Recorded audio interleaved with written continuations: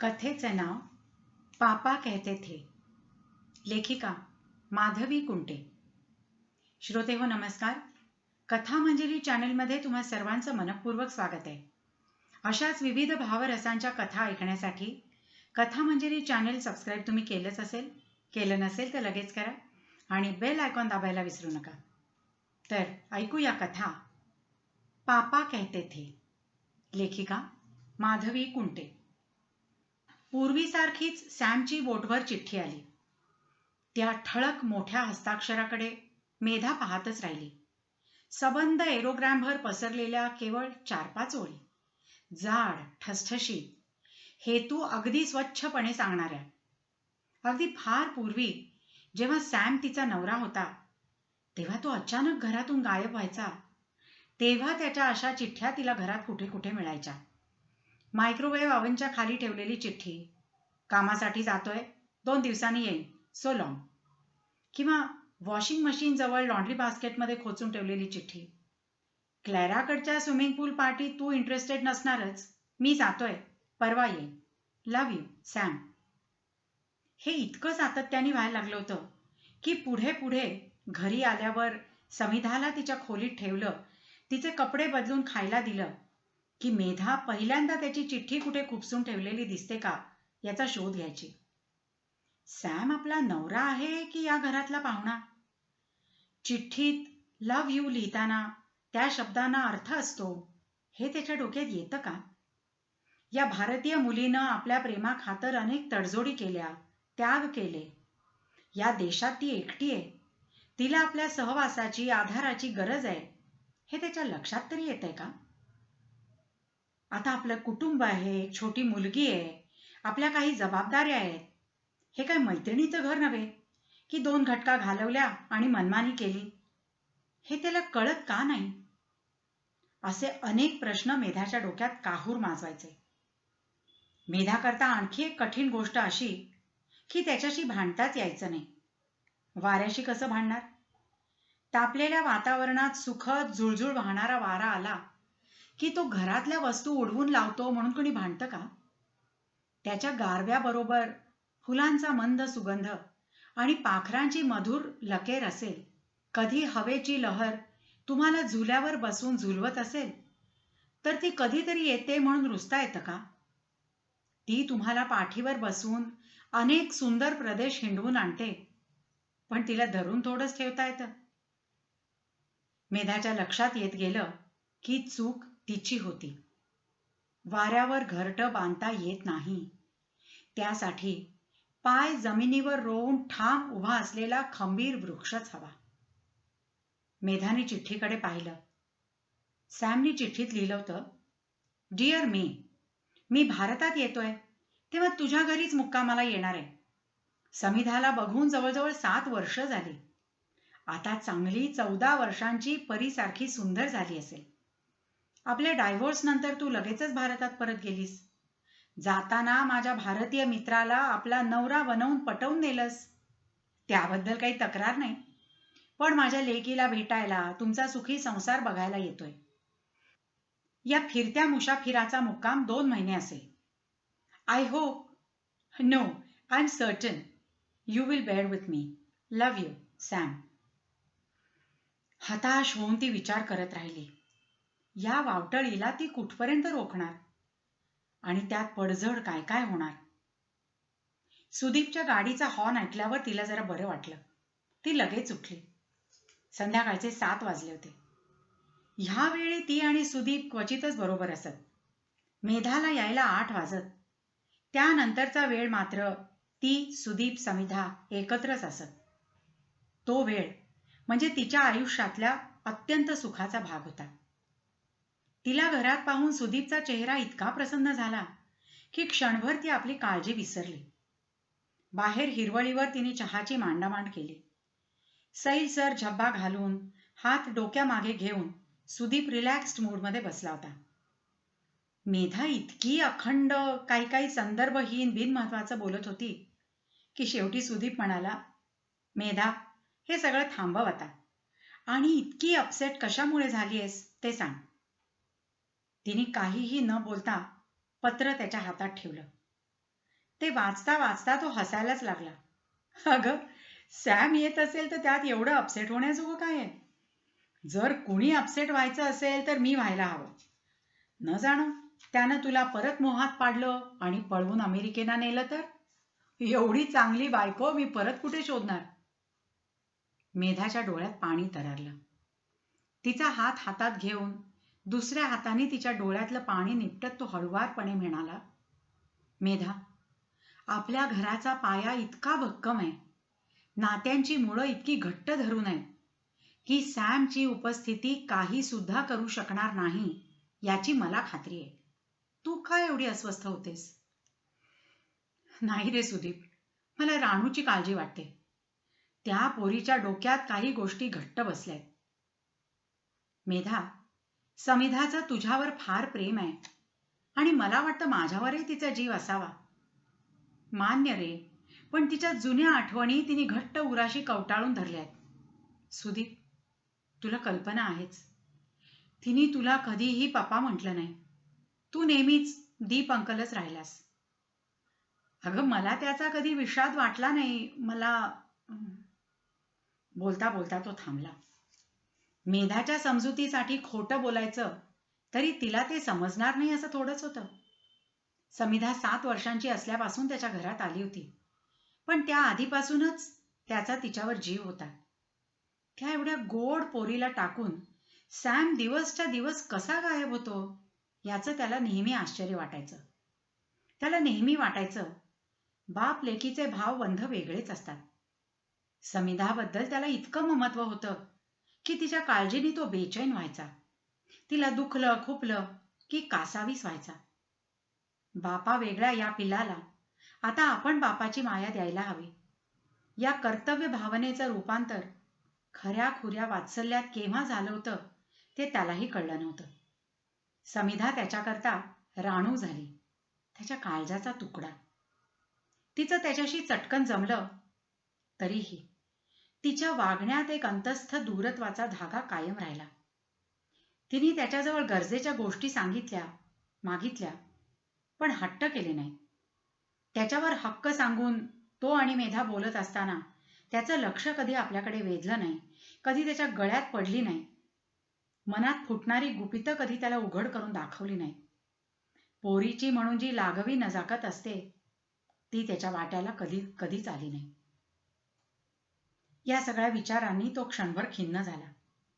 आपलीच समजूत काढल्यासारखा म्हणाला, मेधा, अगं, एखाद्या जमिनीवर कितीही मशागत केली तरी अंकुर उगवायला वेळ लागतो.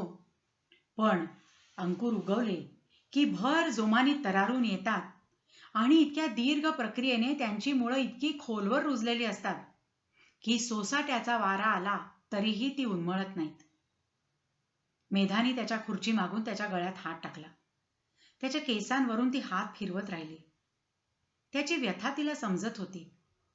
राणूच्या मनातली सॅमची बापाची प्रतिमा ठाम होती तोपर्यंत सगळं फोल होतं. माया, प्रेम हा आतून, अंतरातून प्रकट होणारा स्रोत असतो. ती दुखावलेल्या सुरात म्हणाली, मला भीती एवढीच आहे रे की सॅमच्या आकर्षण कक्षेत आली तर त्याच्याबरोबर अमेरिकेला निघून जाईल की काय. त्यांनी पाठवलेली ग्रीटिंग्स, त्यांनी पाठवलेली प्रेझेंट्स, फार पूर्वी त्यांनी दिलेलं भलं मोठं टेडी बेअर, त्यांनी तिच्या गळ्यात घातलेली सोन्याची चेन, सगळं काही तिने इतकं आग्रहाने कपाटाच्या कप्प्यात मांडलंय. तिच्या फोटोचे अल्बम, ते अमेरिकेतलं घर, सॅमच्या गाडीला टेकून तिचा काढलेला फोटो, त्यांनी तिच्याकरता आणलेल्या लहान लहान गोष्टी, पुस्तकं, सगळा पसारा ती किती मांडून बसते.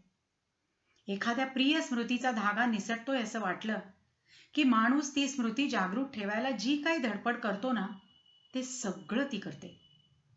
तिने सॅमला उद्देशून लिहिलेली पण न पाठवलेली खूपशी पत्र कपाटात पडू नये. सुदीप कितीतरी वेळ अबोलपणे बसून राहिला. मग खुर्चीतून उठता उठता त्याने मेधाच्या खांद्याभोवती हात ठेवला.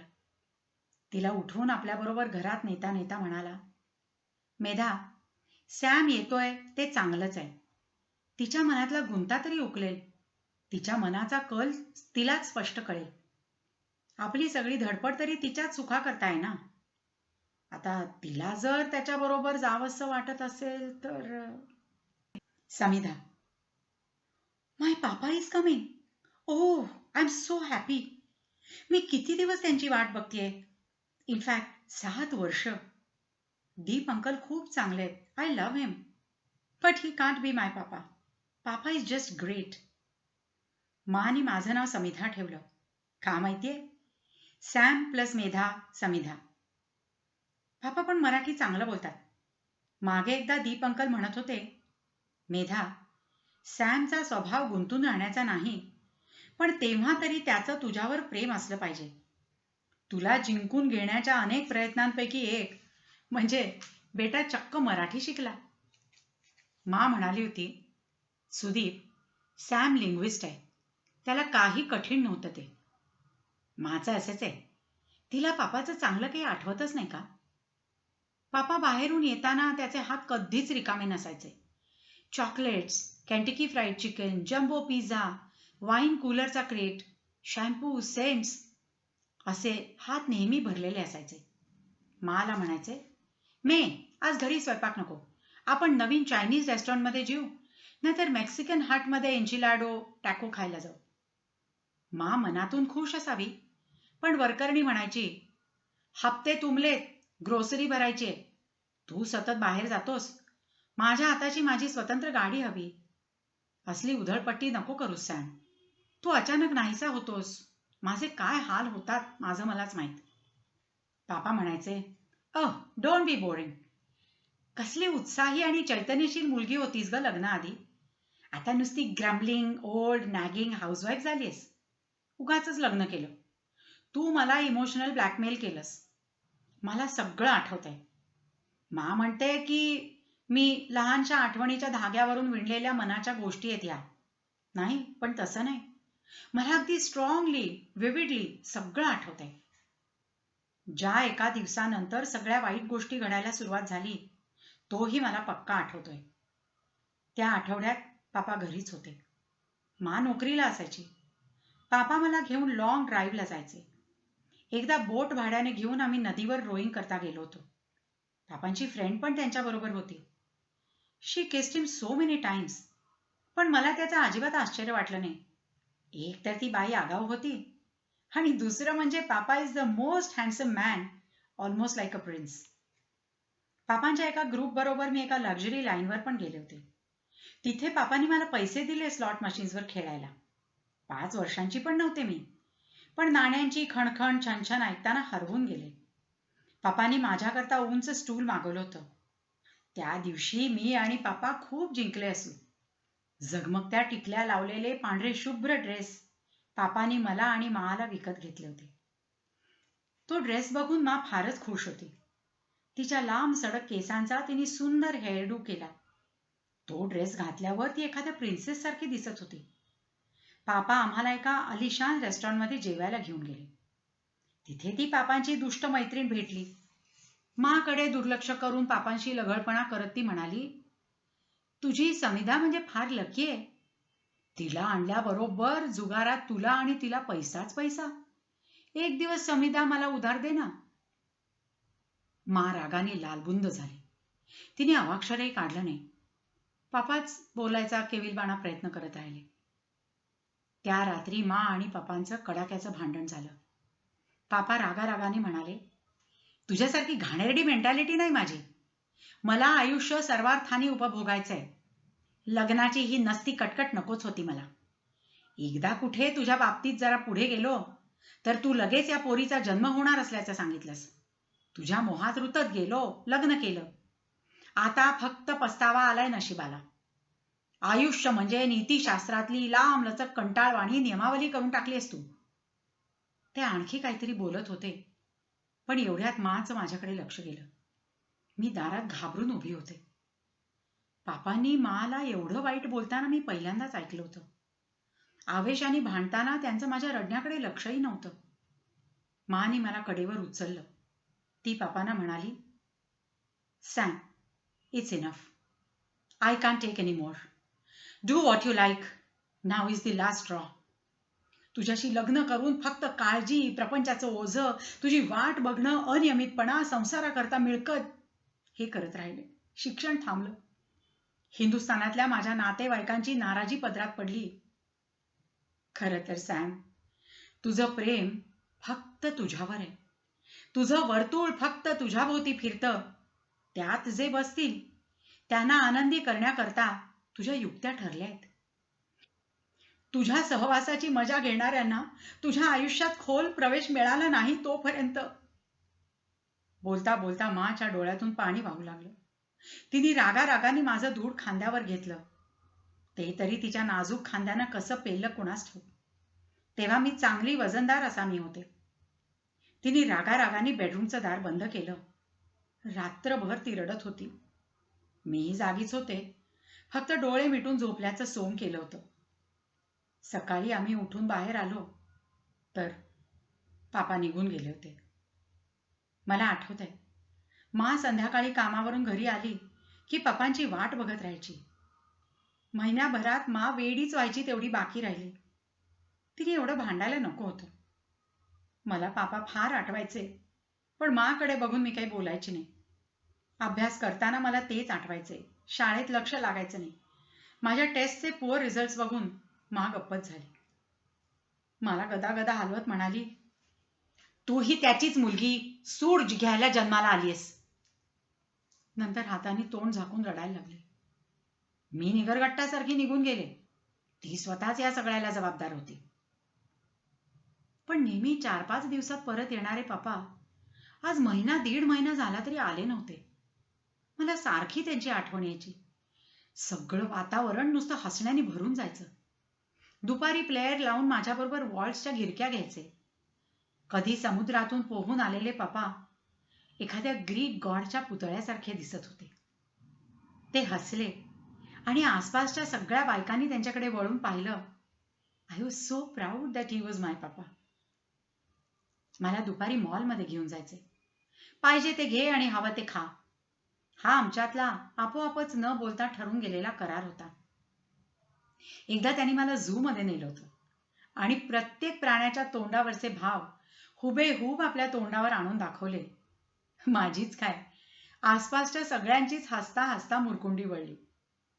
आमच्या घराच्या मागच्या अंगणातल्या लॉनवर ते बिअर घेऊन बसायचे आणि थंबेलिना, स्लीपिंग ब्युटी अशा गोष्टी सांगायचे. पण त्यांच्या गोष्टींमध्ये आणखी अनंत पात्र असायची आणि गोष्ट लांबूनच जायची. एक वंडरलँड फिरून यायची मी. आता ते यायचे नाहीत हे मी मनाशी दुःखाने कबूल केलं. मा must be in terrible trouble. आणि त्याच वेळी दीप अंकल यायला लागले. ते मा आणि पप्पा बरोबर फिलाडेल्फिया युनिव्हर्सिटीत शिकले होते म्हणे. त्यांनी माझ्या कपाटातले कपडे आवरले, नवी पुस्तकं आणून दिली, ग्रोसरी भरली, लॉन कापलं, इस्त्री केली. काय केलं नाही, माझे केस सुद्धा विंचरून द्यायचे. मा अगदी पूर्ण मुकी झाली होती. तिचं खळखळून हसणं नाहीसं झालं होतं. सुदीप अंकलनी तिला परत हसायला लावलं, बोलायला लावलं. कबूल केलंच पाहिजे की त्यांच्या सहवासात अगदी सुरक्षित वाटतं. दुनियेतली सगळी संकटं ते आपल्या अंगावर घेतील, पण आपल्या माणसांच्या अंगावर एक स्क्रॅच देखील येऊ देणार नाही असं. पण पापाचा सहवास म्हणजे टेरिबल एक्साइटमेंट आणि हुरहुर. दीप अंकल खूप टॉल, डार्क, हँडसम आहेत, पण पापा ते पापाच. डायव्होर्स झाला तेव्हा मी खूप रडले. दीप अंकलशी माने लग्न केलं त्याचं मला अजिबात वाईट वाटलं नाही. खूप चांगलं आहे. मला कळतंय की त्यांचं माझ्यावर खूप प्रेम आहे. But I never be able to call him papa. आमचं सुंदर घर, बाग, गाडी सोडून इंडियात येतानाही खूप रडले मी. मनात कुठेतरी आशा होती की पापा येतील भेटायला. नाही चाले ते. इंडियात दीप अंकलनी आमच्याकरता खूप मेहनत केली. सगळं वैभव उभं केलं. माझी प्रत्येक इच्छा झेलली, पण त्यांचं प्रत्येक गोष्टीवर बारीक लक्ष राहिलं. एकदा तर मी मैत्रिणीच्या भावाबरोबर रात्री परत येत असताना, पण दीप अंकलनीच त्या प्रसंगातून सोडवलं. खूप चांगले आहेत ते. त्यांच्याशिवाय चैन पडत नाही. त्यांची राणू अशी मारलेली हाक ऐकली की कसं बरं वाटतं. Still I have always been yearning for my papa. इंडियात आल्यानंतर त्यांचं पहिलं ग्रीटिंग जेव्हा माझ्या वाढदिवसाला आलं आणि त्यामागून भल्या मोठ्या टेडी बेअरचं पार्सल आलं, तेव्हा 8 दिवस एकसारख्या त्यांच्याच आठवणी येत होत्या. मग न्यू इयरला पत्र आलं. नंतर त्यांनी हॉलंडमध्ये असताना ट्युलिप गार्डनचे फोटो पाठवले आणि लिहिलं, my little fairy, I imagine you in this rainbow colour sea of tulips. मी पाठवलेल्या पत्रांना त्यांनी सविस्तर उत्तर कधीच पाठवलं नाही, पण जपून ठेवलंय. आता तर ते येत आहेत. माय पापा इज कमिंग. सॅम यायच्या दिवशी सकाळच्या जेवणाचा बेत समिधानच काळजीपूर्वक ठरवला. स्वयंपाकाच्या बाईंना मदतीला घेऊन स्वतः ट्रायफल पुडिंग आणि बिर्याणी केली. बिअर गार करायला ठेवली. टेबलची सजावट काळजीपूर्वक केली. गेल्याच महिन्यात तिच्या माने घेतलेला चांदीचा डिनर सेट काढला. त्यांच्या येण्याची वेळ टळून गेली तशा तिच्या येरझाऱ्या वाढल्या. तिला शांतपणे काम करणाऱ्या माचं आश्चर्यच वाटलं. अजून कसे ग आले नाहीत मा? फ्लाईट लेट असेल का? तिने विचारलं. विमानतळावर फोन करून विचार, मेधाने शांतपणे सांगितलं. Hello hello, airport inquiry. Hello, is flight number 258 arriving from States scheduled at 8 in the morning. Is it late? Yes, Pan Am, ma'am. I beg your pardon? Oh, it arrived exactly on time. I see. माग 11 वाजत आले. रस्ता तर चुकले नसतील ना? त्यांचा accident तर झाला नसेल ना? स्वतःच्या नखाला सुद्धा धक्का न लागू देण्याचं कसब त्याच्याजवळ आहे. विमानात कुणीतरी भेटलं असेल. त्याच्याकडून किंवा तिच्याकडून काहीतरी मिळण्यासारखं असेल. त्यांनी बोलवल्यावर तो तिकडे आधी वळला असेल. मा तू अगदी बायस्ड आहेस, असं म्हणून रागारागाने पाय आपटत समिधा आपल्या खोलीत गेली. बेल वाजताच ती अधीरपणे धावली. दार उघडलं. सुदीपला बघून तिचा चेहरा पार पडला. तो हसून म्हणाला, राणू, सॅमची वाट पाहतेस होय? तिने घाईघाईने म्हटलं, नाही नाही दीप अंकल, तुम्ही वाजवलेली बेल काय मी ओळखत नाही. सुदीपने मेधाकडे नजर टाकली. तिचा शांत प्रसन्न चेहरा बघून त्याला जरा बरं वाटलं. सॅम अगदी आरामात अडीचला आला. आल्या आल्या त्यांनी समिधाला उंच उचलून गोल फिरवलं. माझी परीराणी मोठी झाली. आता एक राजकुमार येणार, तिला घोड्यावर बसून चंद्रावर नेणार, असलं काहीतरी गाणं म्हणू लागला. त्याच्या कोटाला येणारा सेंटचा गंध भिडताच समिधाच्या सगळ्या जुन्या स्मृती जाग्या झाल्या.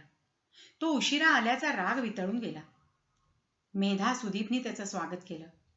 समिधा अधीरतेने म्हणाली, पापा भूक लागली असेल ना? मी काय काय केलंय बघा. सॅम हसत म्हणाला, हे छे ग, मी ज्या सुंदर मैत्रिणीकडून येतोय ना, तिने सगळ्या भुका भागवल्या बघ. आम्ही तुमच्याकरता जेवायचे थांबलोय. हे वाक्य तिने गिळूनच टाकलं. तिच्या मनात आलं, दीप अंकल असं न सांगता कुठे गेले नसते. फोन तरी केला असता. राणू बेटा जेवून घे म्हटलं असतं. उशिरा आले असते तरी न जेवता आले असते. मी केलेल्या पदार्थाला दाद देत जेवले असते. ही सगळी तुलना तिच्या मनात इतकी भराभर उमटली की तिचं तिलाच आश्चर्य वाटलं. सॅमने आपल्या बॅगेतून तिच्याकरता एक एक वस्तू काढायला सुरुवात केली. त्याने लहानसा खजिनाच तिच्या पुढे टाकला. परत ती सगळा राग विसरली. मा आणि दीप करताही त्यांनी काय काय आणलं होतं. स्वयंपाकाच्या बाई चहा घेऊन आल्या तेव्हा तो म्हणाला, वा बाई, चहा तुमच्या इतकाच सुंदर झालाय. याबद्दल आज तुम्हाला सुट्टी. मी तुम्हाला सगळ्यांना जेवायला ताजमध्ये नेणारे टेबल ऑलरेडी बुक केलंय. काय बाई, will you give me pleasure of your company? बाई एवढ्या लाजल्या की सगळे हसू लागले. ताजमध्ये त्याच्या टेबलवर 100 गुलाबाच्या फुलांचा बुके होता, खास मेधाच्या नावावर. आणि त्यांनी शॅम्पेनही उघडायला लावली. सुदीपला त्याने आग्रहाने समिधाला एक ग्लास द्यायला लावला. त्याचं ते असं आपल्याला मानाने वागवणं बघून समिधा खुश होऊन गेली. आणि त्याने इतक्या अदबीनं विचारलं तिला, young lady, may I have this dance with you? की ती जेव्हा उठली आणि त्याच्या डौलदार नृत्य करण्यावर केव्हा तिची मर्जी बहाल झाली तिला कळलंच नाही. दुसऱ्या दिवशी त्याने तिच्या मैत्रिणींना प्रसिद्ध डिस्कोथेकमध्ये पार्टी जाहीर केली. मेधा काळजीत पडली. सुदीप शांत होता. तो एवढंच म्हणाला, मेधा, झगझगीत वलय फिटायला थोडा वेळ लागायचाच. काळजी त्याच्याही मनात उमटली. समिधा म्हणाली, माझ्या मैत्रिणी पप्पांवर मरत होत्या. त्यांना मराठी इतकं सुंदर कसं बोलता येतं, न थकता कसे नाचतात, किती हँडसम, जस्ट अडॉरेबल म्हणत होत्या. मा, I was very proud and we enjoyed so much. तेव्हा सुदीपच्या मनात विचार उमटला, हा सॅम आमची लाडकी लेक आमच्यापासून हिरावून तर नाही नेणार ना. त्याने अख्खी लॉन्च बुक केली आणि समिधाच्या मित्रमैत्रिणींना घारापुरीला नेलं. त्यांनी सगळं डिपार्टमेंटल स्टोअर्स लुटल्यासारख्या वस्तू आणल्या. त्यांनी संध्याकाळभर बिअर पीत भली मोठी रोमॅन्टिक गोष्ट सांगितली. समिधाचे डोळे इतके स्वप्नाळू व्हायला लागले होते की सुदीप आणि मेधा दोघंही धास्तावले. ती एक दिवस म्हणाली, पप्पांनी तिकडे माझ्याकरता मर्सिडीज घेऊन ठेवली आहे आणि म्हणतात की पुढचं शिक्षण स्टेट्समध्येच चांगलं होईल. माझ्या मैत्रिणी तर एवढ्या जेलस आहेत. त्या म्हणतायत अमेरिकेला जायचा चान्स सोडू नको. सुदीप मेधाने एकमेकांकडे पाहिलं. मेधाचे डोळे पाण्याने भरून आलेले सुदीपनी पाहिले. तो समिधाकडे वळून म्हणाला, आधी SSC तर होशील ना? हो दीप अंकल. त्यांनी सुटकेचा निश्वास सोडला. मेधाच्या ऑफिसच्या कामानिमित्त तिचा आठवड्याचा दौरा निघाला आणि नेमकं सुदीपला कंपनीच्या कामाकरता हाँगकाँगला जावं लागलं. जाताना दोघं सॅमला म्हणाले, घर आणि समिधा तुझ्या स्वाधीन करतो आहोत. तो म्हणाला, अरे काळजी सोडा, आरामात जाऊन या. दुसऱ्या दिवशी सॅमने आपली मित्रमंडळी जेवायला बोलवली होती. बाई आजारी होत्या. ड्रिंक्स, खाणी, पसारा, त्यांचे अश्लील विनोद आणि आलेल्या मैत्रिणींचं विचित्र वागणं यांनी समिधा कातावून गेली. सॅमच्या मित्राने हात धरून तिला ओढलं आणि म्हणाला, come on baby, let's dance. तिने घाबरून हात सोडवून घेतला. धावत जाऊन दार बंद करून घेतलं. दीप अंकलच्या आश्वासक उपस्थितीची तिला तीव्रतेने आठवण झाली. दुसऱ्या दिवशी सकाळी घरभर पसारा, ओकारी, पाण्याचे ओघळ, बशा, सिगरेटची थोटकं, असं सगळं पसरलेलं होतं. सॅम गायब होता. समिधा रडवेली झाली. असला प्रकार या घरात कधीही घडला नव्हता आणि तिला एकटीला तर शक्यतो दीप अंकलनी कधीच राहू दिलं नव्हतं. उलट ती कुठे जाते येते यावर त्यांचं लक्ष असायचं. एकदा एका मैत्रिणीच्या आगाऊ भावापासून दीप अंकलनी तिला बरोबर सोडवलं होतं. ती रडली होती तेव्हा तिला जवळ घेऊन समजावलं होतं. तिच्या हातून उत्तम क्रोकरी फुटली तेव्हा मा रागवली, पण दीप अंकल म्हणाले होते, वस्तू माणसासाठी असतात, माणसं वस्तूंसाठी नसतात. रात्री जीव मुठीत धरून एकटीने झोपताना तिला दीप अंकलच्या अनेक आठवणी यायला लागल्या. ट्रिपहून ती परत आली तेव्हा तिला घ्यायला ते रजा घेऊन एअरपोर्टवर आले होते. गरम पाण्यात मीठ टाकून तिचे दुखणारे पाय शेकायला लावले होते. समहाव जेव्हा अडचण गरज असेल तेव्हा दीप अंकल होतेच. तिला रडू कोसळलं. त्यांचं शांत मऊ सुरातलं बोलणं आठवलं. घरात 2 दिवसात अनेक अडचणी आल्या. नळाचा वॉशर गेला, AC चालत नव्हता, गॅस संपला होता. 2 दिवसांनी सॅम आल्यावर तिने जेव्हा त्याच्या गळ्यात पडून अडचणींचा पाढा वाचला तेव्हा तो हसून म्हणाला, हे तू मे सारखीच कटकटी झालीयस. घराला कुलूप लाव. मी जातोय साऊथ इंडियाच्या ट्रिपला, चल माझ्याबरोबर. समिधा अवाक झाली. दीप अंकलच्या उपस्थितीत अडचणी चुटकीसारख्या सुटत आणि तिला एकटीला ठेवून ते सुद्धा मा नसताना दीप अंकल कधीच गेले नसते. मापेक्षा तिचे मूड्स त्यांनी सहन केले होते. त्या रात्री समिधाला ताप भरला. दुसऱ्या दिवशी तिची तापानं फणफणलेली अवस्था बघून सॅम म्हणाला, फ्लू दिसतोय, आता तुला काही नेता येणार नाही. मी गोळ्या आणून ठेवतो, बाई आज उद्या येतीलच, काळजी करू नकोस, मी पण परवा येईलच.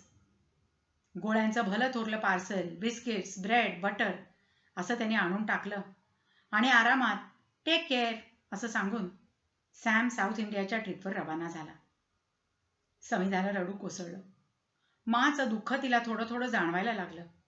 दीप अंकलच्या आठवणींनी मनात गर्दी केली.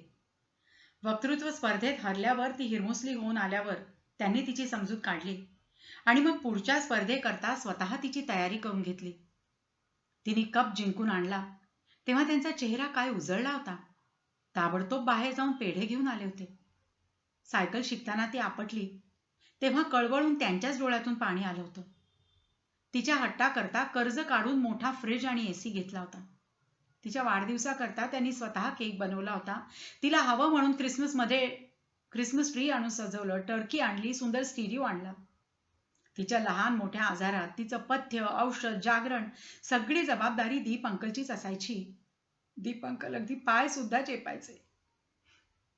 तिसऱ्या दिवशी ताप पूर्ण उतरला होता. समिधाने कसेबसे कपडे बदलले, चहा करून घेतला. दीप अंकलची परिचित बेल वाजता समिधा धावली. सुदीपला बघूनच तिला रडू कोसळलं. पहिल्यांदाच तिनं त्याच्या गळ्याला विळखा घातला आणि रडतच म्हणाली, Deep uncle, I missed you so much. त्याने तिच्याकडे बघत म्हटलं, राणू, ठीक आहे, रडून घे आधी, मग सांग सगळं काय झालं. पण काळजी करू नकोस, मी आहे आता तुझ्याजवळ. हसत रडत ती म्हणाली, दीप अंकल, एक सांगू, तुम्हाला दीप अंकल म्हणायची सवय झाली आहे, पण तुम्हाला बघून मनात येतंय, you are my papa, real papa. Sudeep बघत राहिला. मग त्याने अत्यानंदाने हात पसरले. त्याची लेक त्याच्या मिठीत आली.